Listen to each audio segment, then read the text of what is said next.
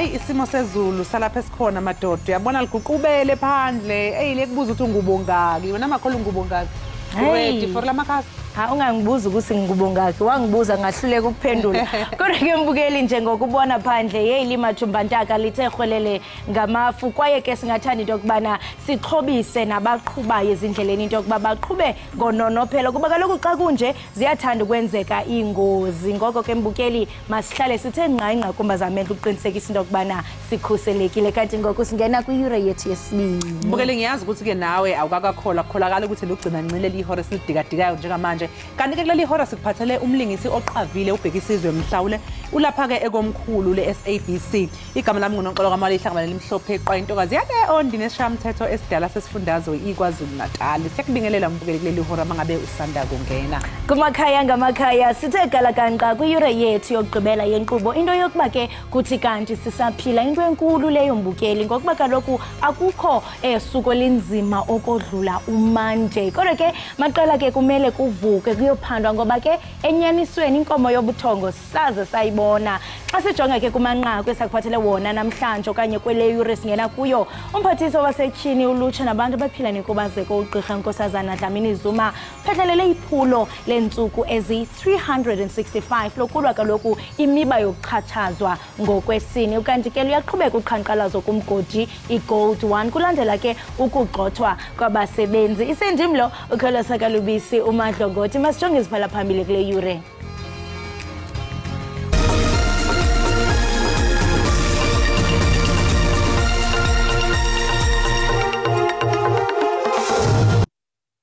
Let's thank our comrades who have come back to the ANC from that lost party called the EFF. Unobhala Jikelele we-ANC ufikile mbalula wamukele amalungu amasha eqenjini lakhe okukholakala ukuthi ke axebuke kwamanye amaqembu okukhona kuwo ke ne-EFF.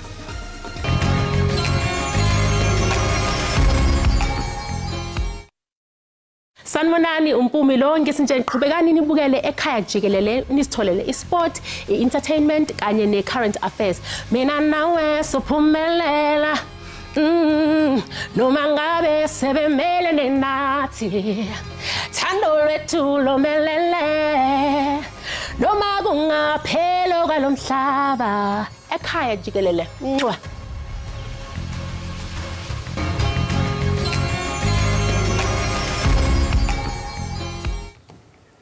Usosiba Jikelele we-ANC umnumzana afikile mbalula wamkele imiqodi yamalungu amatsha kweliqela naphuma kweminye imibutho yezopolitiko njenge-EFF namanya.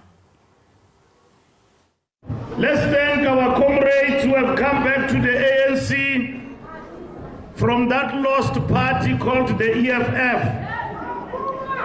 And Yanibulela Makabani, and we say welcome back home.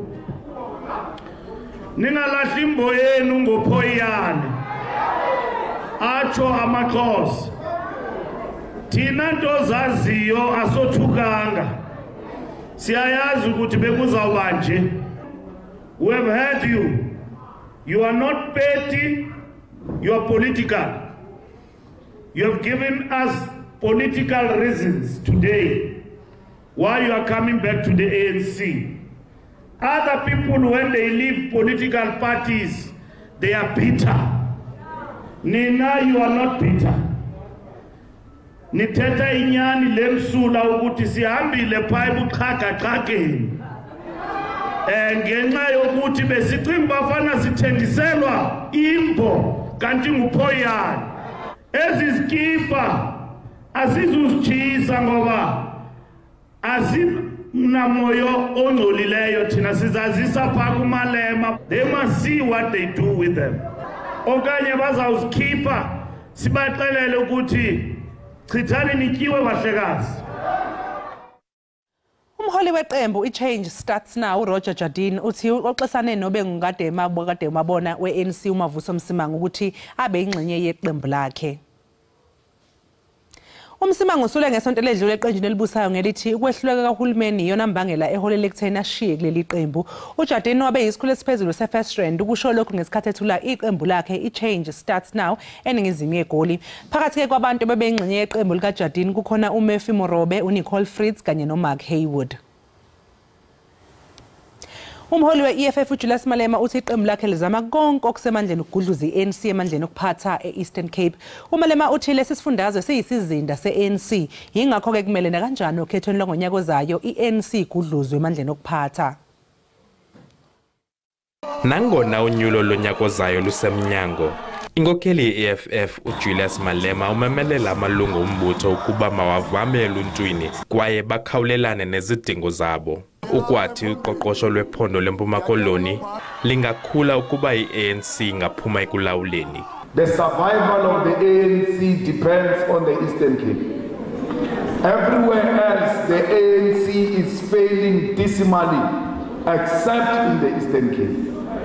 That's why in the Eastern Cape a double effort must be put in place so that the ANC fails in the Eastern Cape, and when it fails in the Eastern Cape, it fails the whole of South Africa and uMalema kwavakalise inxalabo ngoqoqosho lwelizwe loMzantsi Afrika. The economy of South Africa has been stagnant, and my suspicion is that we're growing negatively, and they don't announce it to protect him, because once you announce the negative, it means economic recession. And they don't want South Africa to be declared that it is under economic recession because it's under Ramaphosa. But once Ramaphosa gets out, you are going to be confronted with the reality that our economy is negative growth. Lo mbutho kwagxininise umba wokubuyiswa komhlaba ngaphandle kwembuyekezo. Abongile Yankees kwiindaba ze-SABC eMonti. Umphathiswa wemithombo yezimbiwa namandla uGwede Mantashe uxeke kabukhali imeko kumgodi iGold 1 njengoko abanye abasebenzi bebanjwe ngaphandle kwentando yabo. Bangaphaya kwamakhulu amane abasebenzi abahleli phansi komgodi besenza oku ke emva kokuba kugxothwe kwabasebenzi kunye nabo.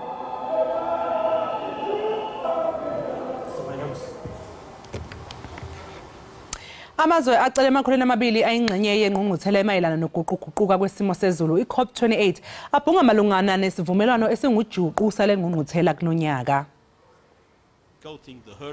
Lokho kuza nje kulindeleke ukuthi iphothule kusasa lengqungquthela emayelana nokuguquguquka kwesimo sezulu eqhulunike lokuzobhungwa ukuthi engabe kufanele kumiswe ukusetshenziswa kwawoyela kanye negas njengoba kukhona amazwe aphikisanayo nalesi sinqumo ngelithi wona athembele kuzo lezi zinto.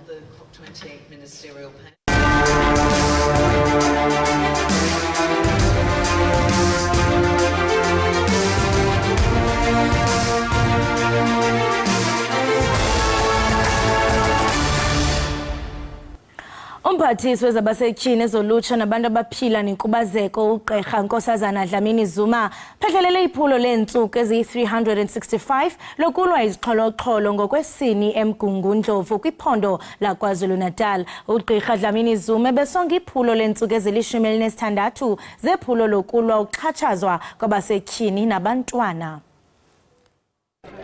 Ungqongqoshe uDokotela uNkosazana Dlamini Zuma, undunankulu waKwaZulu-Natal nezinye izicukuthwane bahole imarch ethi Being in Her Shoes ukubambisana nabesifazane ekulweni nodlame lobulili. Izibalo zakamumva zobugebengu zikhombisa ukuthi phakathi kukaNtulikazi noMandulo kulonyaka angaphezulu kwe1,600 amacala odlame lobulili abikiwe esifundeni saseMgungundlovu. Izinhlangano ezizimele zifuna kube nezingxoxo zokufundisa abantu ngodlame lobulili zithi ukukhuluma kumele kulandelwe yizenzo. Abaningi bethu baqhamuka kwi-past ene-violence kakhulu enodlame kakhulu and abazali bethu uthola ukuthi abazange bayidile nayo i-violence. Ukuthi kungabi into eyi-event eyenziwayo efika once off ihambe, but asibe ne-program ekhulumisa kakhulu umfana noma umuntu wesilisa ekukhuleni kwakhe ngokunjalo nokuthi abe ubaba oqotho. Ungqongqoshe ehhovisi likaMengameli wezabesifazane, yintsha kanye nabantu abaphila nokukhubazeka uDokotela uNkosazana Dlamini Zuma unxuse ukuba izingane zamantombazane nezabafana zifundiswe ngokulingana. Sithi futhi kubalekile ukuthi emakhaya ingane sisifundise ukuthi umfana nentombazane bayalingana kufuneka baphathane ngokuhloniphana. UNdunankulu waKwaZulu-Natali unkosikazi uNomusa Dube-Ncube unxuse izisulu ukuthi zingawahoxisi amacala avulelwe abasolwa ngoba lokhu kuphazamisa imizamo yokulwa nodlame lobulili. InguNonhlakanipho Magwaza ezindabeni ze-SABC eMgungundlovu. Sekwengezwe amaphoyisa ayinkulungwane njengoba sibheke emaholidini nje okuphela konyaka. Lamaphoyisa ke mbukeli masha azoqala ukusebenza mhla ziyi-15 kuZibandlela. Ungqongqoshe wamaphoyisa uJenene uBhekicele ubekhuluma ke nabe indaba malungana nezinhlelo zezokuphepha kulamaholidi. Njengoko sekushiyeka insuku ezili-15 kufike iChristmas sele kuqala neholide zehlobo abasemagunyeni kwinkonzo yesipolisa baqhuba bayaligangana belungiselela ukungena nokuphuma kwabantu kweli ngohlobo kwakunjalo phambi kokuqala kwe-COVID-19. Ngamakwana amapolisa ali-10 lamawaka azakutyalwa kulo lonke ili ukuqala ngoLwesihlanu. We are now in the second phase of enlisting 10,000 police officers who will be graduating from various police stations, academics throughout the country in the coming week, to be more exact, from the 13th to the 15th next week. Njengokulindeleka abachitha ikhefu mbombozone zeli abasemagunyeni abazokulala behlayo ukuqinisekisa ukuba abekho abangena kweli ngongekho mthethweni. Kwiveke phele amapolisa abhaqa abantwana abali-14 bebengenazo impepha mvume zokuba kweli emhlakoloni. Iphulo lamapolisa leholide zehlobo liza kuqhuba ngokubambisana ne-Operation Chanela kuwo onke amaphondo eli. Amapolisa aza kuqinisekisa iholide zehlobo ezikhuselekileyo. Right, imbukeli we-Ekhaya Jikelele uye wabona kaloku sikubonise umfanekiso wangaphandle kweli lalapha eRhawutini. Kuyaphola ke into yokubana noko mbukeli limathumba ntaka qiniseka ke into yokubana uxhobisekile ngaso sonke isilumkiso esizawukhutshwa ngu-South African Weather Services ngeendudumo ezimandla rhabula ungafinci qikelelo lwemozulu.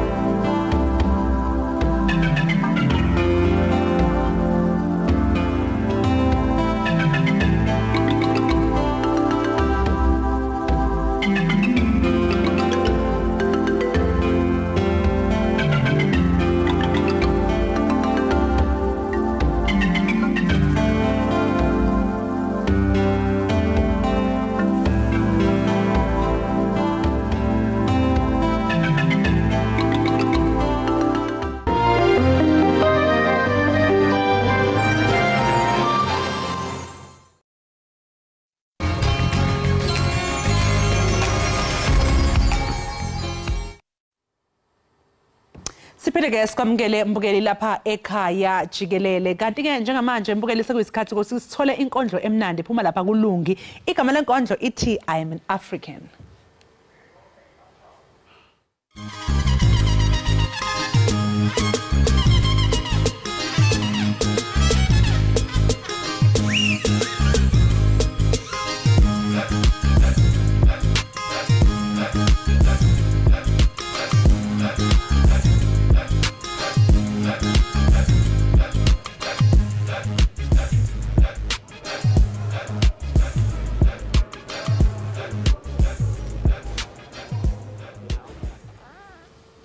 Mbukele njengoba wazi ukuthi thina lapha ekhaya Jikelele asilale endleleni namhlanje ke sikuphathele uqweqwe lomlingisi osedlale eindaweni ezahlukahlukene enza into yamehlo. Kulemidlalo ke kukhona iGenerations, Isibaya neDurban Gen nalapho ke belingisa khona indawo kaCalvinator eyiBen 10 kaMama Madlala. Lona ke ngumlingisi ophinde abe ngumculi onokhono elibabazekayo. Ake nje ke mbukeli ke njengoba sesikhombisile ke umsebenzi kaCalvinator yiwo lo esiubukayo njengoba sixoxa nje lapha ziyabuya lapha ngibona khona abalapha eDanyani bizwa kanjalo phela mase kukhulunywa kuthiwa esedanyani ngibona abantu abasedanyani lapha yana so ke mbukeli nje yiwo ke umsebenzi wakhe ke lo esikhuluma naye ukhona lapha endlini ke zokusakaza la ekhaya Jikelele sizoxoxisana naye kanye namhlanje sawona sikamukele ekhaya Jikelele sibonga kakhulu ukuthi uzivakashele sanibonani ekhaya ngiyabonga ukuthi ningamukele hayi kubonga thina ngokuthi uzufika futhi manje ngicela ngoba ngiyazi iDurban Gen isho uthwale koThekwini manje usuke eDurban ngisuke eDurban ngiyatravel wathi nje no ekhaya Jikelele ngiyeza noma kanjani angifuni ukuyishaya ngozuma ngifuna ukuyishaya ngehybrid ngifuna nje ukufika qathatha live and broadcast hawu siyabonga kakhulu ukuthi uzivakashele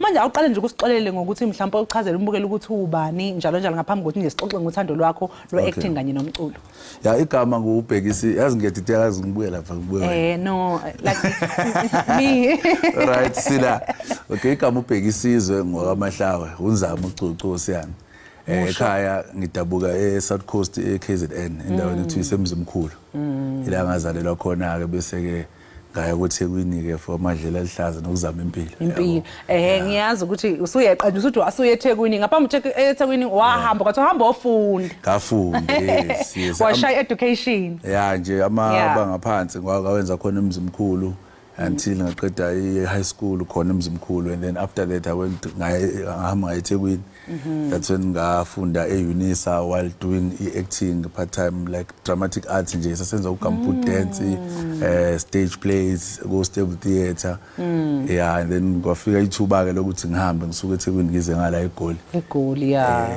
so yini lena eqhuquzele this love loluthando lolu for uactor kanjalo nokucula I think environment nje engikhulele kuyona bengifisa ukuthi nami ngelinye ilanga because ngasekhaya sikhule engekho umuntu like ukuthi sothi kune actor mhlawumbe la ngasekhaya but bekhona abadlali bebhola yabo ngazo ngivume ukumention amagama kodwa bekunabadlali bebhola but inkinga ukuthi besingababoni like ophole endlanya bangasekhaya so besifisa ukuthi one day sibabone bafike phinde futhi sibabone na TV kodwa bakwazi ukufinyelela kuthini so ngangifuna ukwenza lelo shintsho lelo mina most of the time uzongithola ngisekhaya but bangibuka ku TV bahlale nami bengibona yabo so iyabakhuthaza abantu abaningi nabantwana abancane abasakhulu abagqugquzela leyo nto ukuthi iyenzeka lento noma ngabe usuke emakhaya yabo because sesibonela kude lezi zinto lezi but uma sekhona umuntu angasekhaya okwazi ukuyenza bayibonele eduzane then bayakhuthazeka nabo manje ke masisingena lapha koyokulingisa akusixoxela ngale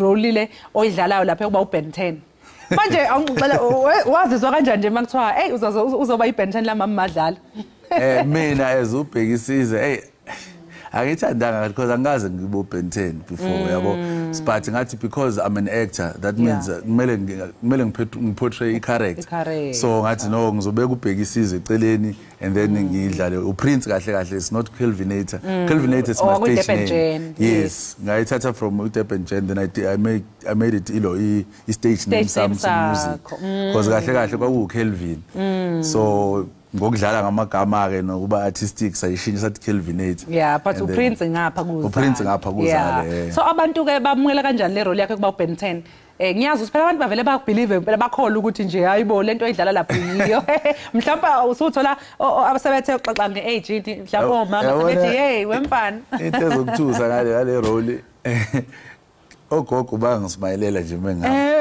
ubona ugogo uyasmile ugogo manje zithini yabo because uqhawe lento se-TV ngiyenza in real life futhi yabona nami nginethuba ngiyalingana nomadlala kanje so umfana ngangena yabo kathi no but abantu bayireceive ngendlela epositive kakhulu bayothanda umsebenzi so yayinjani ke masisuka uzalo sesiya kuDurban Gen lephatheke kaCalvin yona kwakunjani ukudlala yona leyana isondele kakhulu enhlizweni yami leyana yabo because relate kakhulu i-character nami in real life yabo because ngumuntu okhuliswa ama siblings yabo and then kwi-character at some point kwenzekile ukuthi ngiluze umzali wami estoryini of which I know the experience yokuthi usheshe umenaphe ingane ukhule fast yabo so iyona into eyenzeka uKelvin so kuningi nje obekurelate nami uKelvin ngiyazi ukuthi ke ngaphandle kokuba umlingisi umculi futhi ngeke ngakubona lapha ucula noma Danone ososha so umusic wona obengwenza kakhulu before iacting sasemncane bengihamba nama group khona obhuti baboju khona uJumbo wamaziwe wegospel wangasekhaya so bengihamba nabo bhuti bakhe mina ngibadansela before bacula emgaqweni yabo uthola ukuthi mhlawumbe ngaseyitolo kanje ngizodansa mina ngiperform ngicula hey multi talents yabo uyacula uyadansa ngiyabona nje so mhlawumbe ngathi ke phakathi koku-actor nokucula ikuphi mhlawumbe okuthanda kakhulu azi ingane zakho ukwazi ukuyihlukanisa le ngiyithanda kancane nginothando nje olwazo zombili because it's art indlela engikwazi ukuthi ngize express ngayo yabo so angikwazi ukuthi ngithi lo kungcono because akufani music neacting akufani into ebalekile ukuthi khona imessage oyidlulisayo kubona ngokubili so nje ngikuthanda konke so ngiyazi ukuthi ena kuke kwenzeka I think beku September this year nicishe nibe sengozini yemoto saba sengozini ngabona lapha mina ku social media was like yo baphunyuke kanjani yabona makuthiwa umuphuma lapha uthi onkosi siyabonga ukuthi siyaphila ile nto le ingenze yazi ngabona ukuthi yazi abacula ama artists abhekana nezingqinamba ezahlukahlukene thina abantu esingayiboni ukuthi mhlawumbe niyoperforma kuphi nihambe ebusuku kufuneka nisukelani yele emgwaqeni so ungathi nje mhlawumbe iziphi ezinye izingqinamba enibhekana nazo neniyibonayo as ama artists nje mhlawumbe or as ama actors as well angithi nje ukuba kwi art industry lesikuyona financial stability ayikho kahle so kumele wena uyicabangele wena by the time kuthiwa yini ngeprime time yakho la izinto zisenzeka khona try ukuthi usave imali iba nebusiness olenza eceleni yabo so that uzokwazi ukuthi mase ku dry ukwazi ukuthi ube nayo ama savings wakho and then okunye kuba ukuthi nje emphakathini abantu abakayijayeli lento abantu ababonakala ku TV bebacule nani every time bazohlezi either ba criticize or bakujabulela so kukabili yabo but nje yona ama challenges akhona la uthi kunabantu nje aba against wena uthi abanye baya reject ngisho ufike ebantwini because of i character portrayal hayi isiboshwa lesigebengu kanti angazi yabo just indlela oyenze ngayo oyidlale ngayo then abantu balokhu ba relate uthi okay should isigebengu ngempela so iphi genre ke yomculo othi nje wena ukuyi yabo ngoba ukhuluma indaba ukuthi kubalekile ukuthi yena uma usakuyi prime yakho usashisa ngathi ubeka imali because ngiyabona nje kakhulu lapha imculo le yamapiano nani hey bayenza imali kodwa into esengibonile ku fast kuyashesha manje uzosalalela iculo sakukhishwe elinye okutshengisa ukuthi mhlawumbe ne career span isikhathi sincane so wena wenza iphi genre yomculo nanokuthi nje ukuphi na umculo ungawenza abanye ama genre or nje usticka kule oculayo njengamanje because isingile kade ukhuluma ngayo no character step and quiet but ungayiconfuse uthi igqom but kahle kahle kwaito leyana yaseDurban yabo because mina umculo engiwuthandayo engikhule ngiwenza ngiwulalela ikwaito yabo insasho ukuthi ngake ngahlala nabo the late Brown Dash bengihlala nabo la eGoli mengifika bangigruma nabo abantu bengibabukela kude yabo so nginaleyo experience of which nokubhala ngakwazi ukuthi ngifunda ukubhala kangcono so ngingala kwikwaito kodwa ungangithatha ungisikaze mhlawumbe athi umaphorisa naye phela ipiano nekwaito into eyodwa it's just ukushintsha nje ama tempo yabo because ithi igqomu siyagijima ku 120 ngapha ipiano ku slow kancane but makuthiwa slow igqomu uzophenduka ipiano uyabona kanti asifuni ukuthi igqomu ihambe manje nepiano mawugijimisa liphenduka igqomu so uma ngabe siza la ekutheni ngiyazi ukuthi mina nje uyasazi isisho sezulu sethi wakhahlelwa yiyasho esifubeni kayiphumelele mina nje ngakhahlelwa yiyasho esifubeni angazi ukuthi kuba ngumlingisi engabe ngigcina kanjani imfihlo ukuthi ngingaxoxa ekhaya ukuthi kuzokwenzakalani manje ngiyazi ukuthi ngoba nishutha way ahead mhlawumbe 3 months shutha 3 months before nenza njani pha ukuthi ningaxoxa ukuthi kuzokwenzakalani e-story kuyashiyo phela ingayikhiphi angithi mhlawumbe thatha izithombe makushoot on that day so awukwazi ukuyirelease lezo izithombe because mase idlala kuzothi hawo wena wayesiposta ngoJune lesithombe kodwa into isidlala ngoDecember yabo lento le so kumele uthule nayo uze post content ngelanga layo ilokhu la idlala khona ku TV Hayi cha ngizwa kahle hey isounda interesting lempilo yokuba umculi yokuba umact njalo njalo ngiyazi ukuthi uke wakhuluma ngokuthi kubalekile ukuthi umuntu asave imali mangabela iziphi mhlawumbe esinye nje isifundo o izifundo ongayidlulisa kubantu abasha abafisayo abaziyo ukuthi mina ngifuna ukuba umculi kodwa mhlawumbe izinto obona ukuthi nawe kuba wazazi usaqala ngabe zikusizile manje mina ukubalekile nje ngathi abantu abaqinisa kakhulu la esikoleni umuntu akafundi yabo because abantu abaningi athi umuntu angeke ngiqede even no matric ngoba lento yokuact isegazini bese umnikeza iscript usehlulwe ukufunda isilungu because lapha yonke into iza ngeEnglish so bese wena uyitranslateela ufake ivernac yakho either isiZulu or isiXhosa or noma isiSuthu but ke uma ungayanga esikoleni ungakwazi ngisho ukufunda leso silungu uzoba nenkinga unalo italent because improvise lapha yonke into esiyenza ibhalwe phansi so isikole sibaluleke kakhulu isikole nje sibaluleke kakhulu nokuthi uyona lo mkhakha esukona kumele ufundele ube nama skills because it's not ukuthi uya actor lapha kuphela kuningi oku technical okwenziwa kumele understand ama camera ukuthi ngidlalela iphi camera uyatshela indlela kumele ujike ngayo to favor camera ukukhuluma nomuntu icamera ikwena ilight yonke le nto behind the scenes kumele understand so ukwazi ukuvela ungenele isidinga isikole lapho hayi cha isikole sibaluleke kakhulu hayi bheki ngiyabona ukuthi singahlala la sixoxe kuze kuphela ihora impela kodwa inxa isikhathi ke sibonga kakhulu nje ukuthi uzosivakashela sikufisele konke okuhle kukhanye nje indlela zakho uma ungqongqoza kulawo auditions engathi nje ngavuleka uthole yonke irole office ukudlala siyabonga kakhulu ngesikhathi sakho hayi siyabonga umnandi ekhaya kubonga thina kumnandi Jikelele sibonga kakhulu ke kubheki ngesikhathi sakhe nomsebenzi wakhe omuhla wenzayo njengamanje ke mbukeli sekuyisikhathi ke manje sokuthi ke sidedele usonkondlo wethu oshaya inkondlo emnandi ethi I am an African.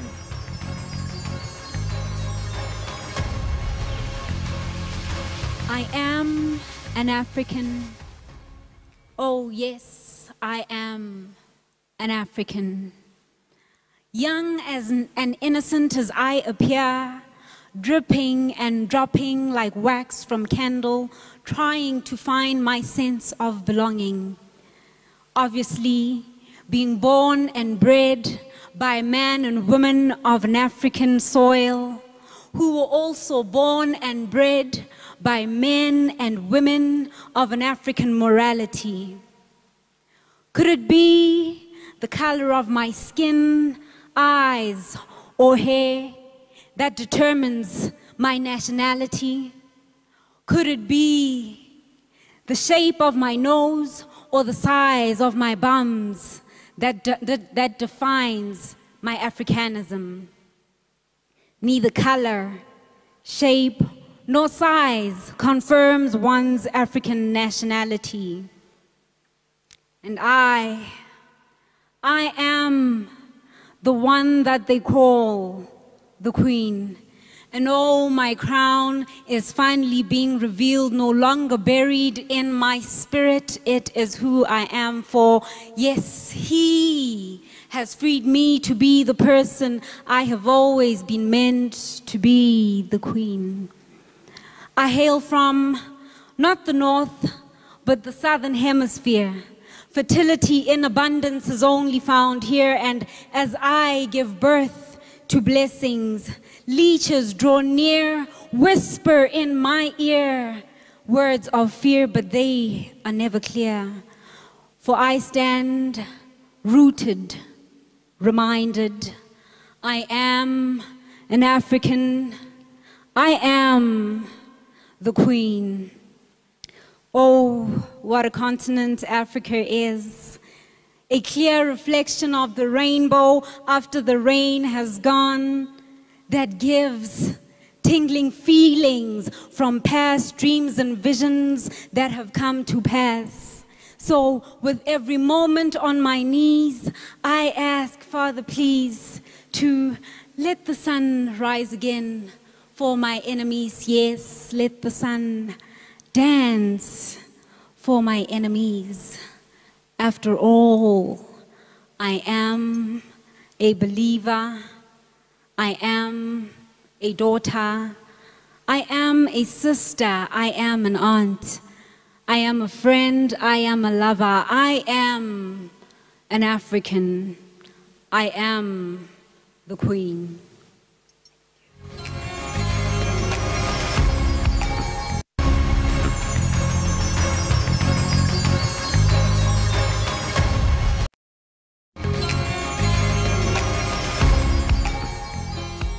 Sibambe ngazibini imbukeli Ekhaya Jikelele ngokuba usahleli nathi. Xa abantwana ke benenyanga ezintandathu budala baye badinge izondlo ezingozi okanye ezongezelelweyo nezingaphaya kobisi kwebele. Okuke kuphawula ukuqala we-complementary feeding ngelasemzini. Ukuqalisa ke ukutya okufanelekileyo kwesisigaba kubalekile ekukhuleni komntwana. Kwaye ukulibaseka okanye ungenziwa ngendlela koku kungathintela ukukhula komntwana. Ukuthetha banzi ke ngoku siqhagamshelana nengcali yezokutya uMbongeni Chibi. Bongeni masikubulise sikwamkele enkqubeni sibambe ngazo zozibini ngokuba unathi apha Ekhaya Jikelele.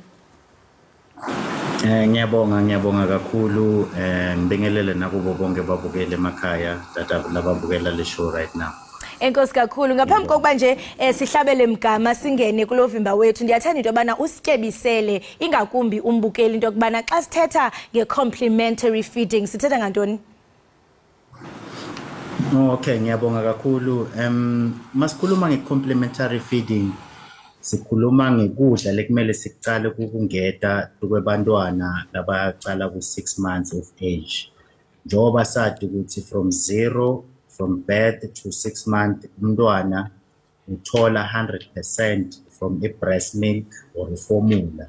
As much as thina siya encourage ukuthi abomama ba breastfeed from 0 to 6 months. Then from 6 months, it's where now iweight yemntwana seyidabulishile, sokhulile mntwana nema-development sendekile. So i-breast milk alone ayisekho enough to meet lama needs emntwana, to meet all the nutrients needs alomntwana at 6 months. So that's when complementary feeding comes in, ukuze ingede on top of a breast milk or a formula ukuze umntwana akhone ukuthola all the nutrients lawadingayo.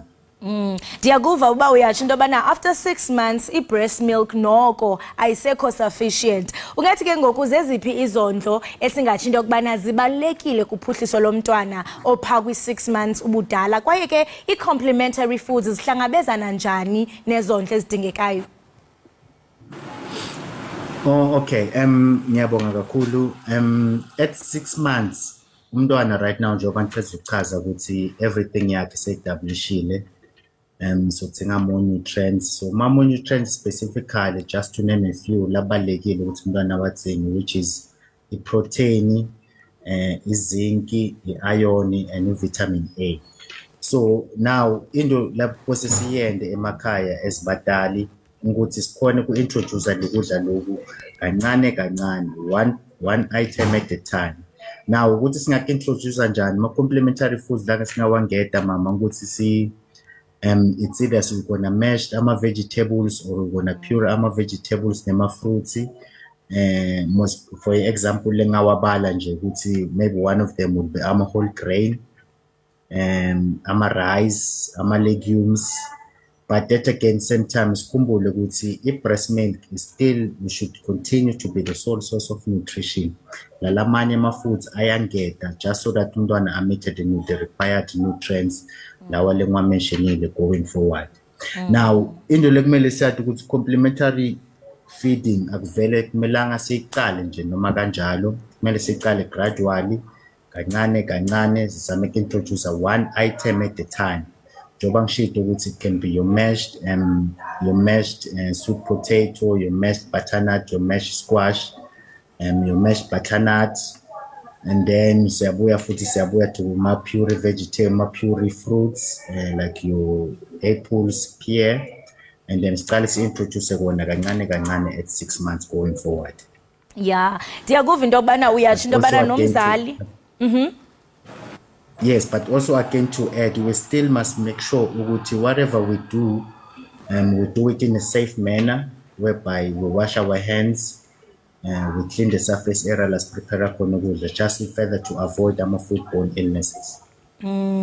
Ndiyavuya kakhulu ngalongcebiso kuba bensazobuza into yokubana zeziphi mhlawumbe indlela abazali abanokuqinisekisa into yokubana benza ngokukhuselekileyo, kwaye ndiyayithanda nento othe wabe kanti uyayikhankanya apho sisho into yobana umzali angaqala kancinci angangxami, kwaye ndiyayithanda into yobana kwezinto othe wazikhankanya imizekelo yokutya abantwana bangakutya ukutya esingatsho into yokubana okunezakha mzimba, uthetha apha ngeproteins, uthetha apha ngezinc nezinye ivitamins. Ngoku ndiyafuna ukuza kulomba ukubana zeziphi ke ngoku impawu ekufuneka abazali bazijonge ukuvavanya ukuba ingaba usana lufumana isondlo esifanelekile kusini na? I'm sorry, cela uphinde again the question. No, benifuna uqonda into yobana njengokuba umzali ezawuqala anikeze umntwana ukutya, zeziphi impawu okanye ii-symptoms umzali angathi uyazijonga uqinisekisa into yobana umntana wakhe ufumana isondlo esifanelekileyo? Ingaba mhlambe zikhona izinto ezingenzeka emntwaneni if mhlambe umtyisa into azawuphinde ayikhaba, uthola ukuthi it's still a little bit too early for umntana into yobana ayifumane? Okay. Ngiyathemba undive kakuhle. Ukhuluma ngokuthi what are signs? Yes. Ama parents ukuthi angatibuka angati-checka ukuthi yes, to make sure that yes, exactly that. Okay.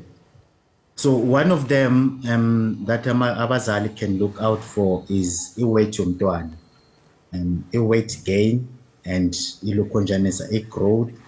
Check ukuthi within the booklet yomntwana ukuthi is the umntwana i-weight yakhe, is it according to i-age yakhe on the growth chart yomntwana.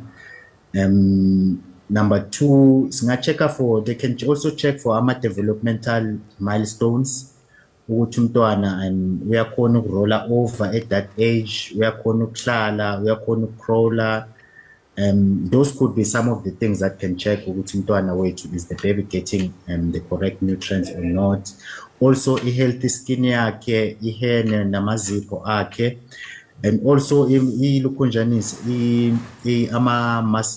good muscle tone and energy levels yakhe. Those are things that can be checked. And ukuthi uyakahle nase-toilet, normal stooling patterns, ukuthi uyakahle toilet akadelay and all of that. And also ukuthi clear and nama bright eyes nje nokuthi nje active yadlala at the same time. Those are things that umzali can look out for as a way of checking ukuthi is my baby developing well and is the food that I'm giving adding to the development yomntwana. Mbongeni masibambe ngazibini ngexesha lakho, siyathemba into yokubana uzoba nosuku oluhle. Enkosi kakhulu ngokuxhobisa abazali ngale ngxoxo ibaluleke kangaka. Enkosi kakhulu. Okay, ngiyabonga mama. Right, mbukeli we-Ekhaya Jikelele lo besincokola naye nguye kaloku uMbongeni Chibi oyingcali yokutya. Ebesixela banzi kaloku ngezondlo ezibalulekileyo kumntwana esingathi into yokubana unenyanga ezisithandathu ukwenyuka, i-complementary feeding ngelamakhumsha. Masithi qhwike pha evenkileni kusekuninzi esiniphathele kona, ungayindawo.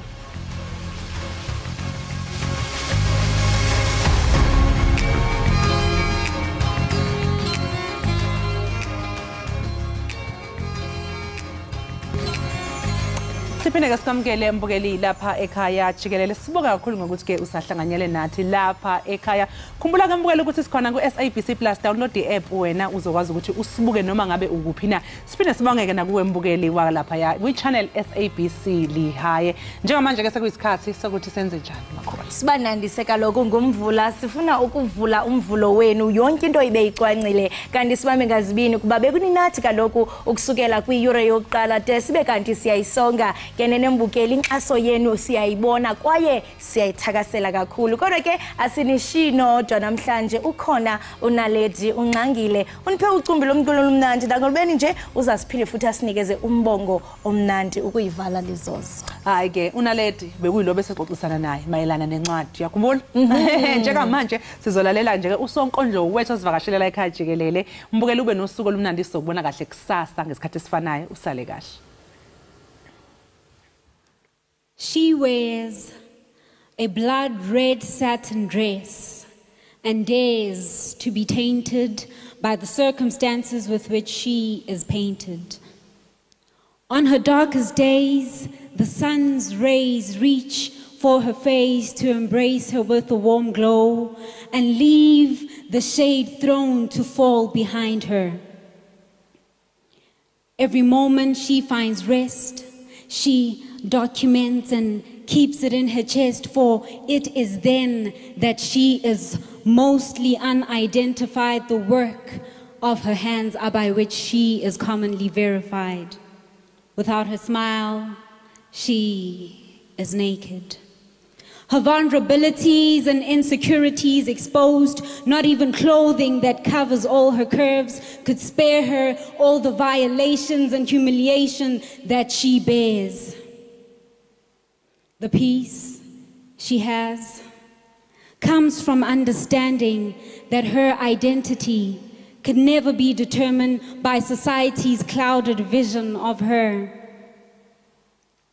The strength she carries comes from the experiences that she carried and documented, and she overcame. Yes, she overcame. The grace she shows flows from understanding that even a blurred image could speak volumes.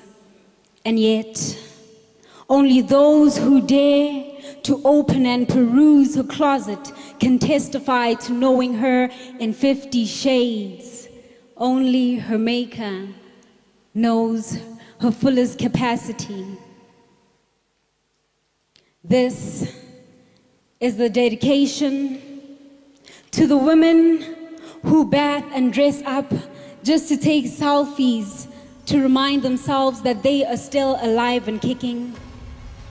To the women who struggle to get out of bed but still wake up to wrestle with depression. This is a dedication to the women who hate their jobs but continue working just to put a smile on their loved ones' faces come month end. This is a dedication to the women who feed their children an overdose of love to compensate for the things that they cannot provide. This is a dedication to the women whose souls and bodies have been violated and buried, tormented by gender-based violence. This is a dedication to the women who have been buried in shame but continue to walk tall. This is a dedication to the women who know these women, to the women who may one day become these women. This is a dedication to all women.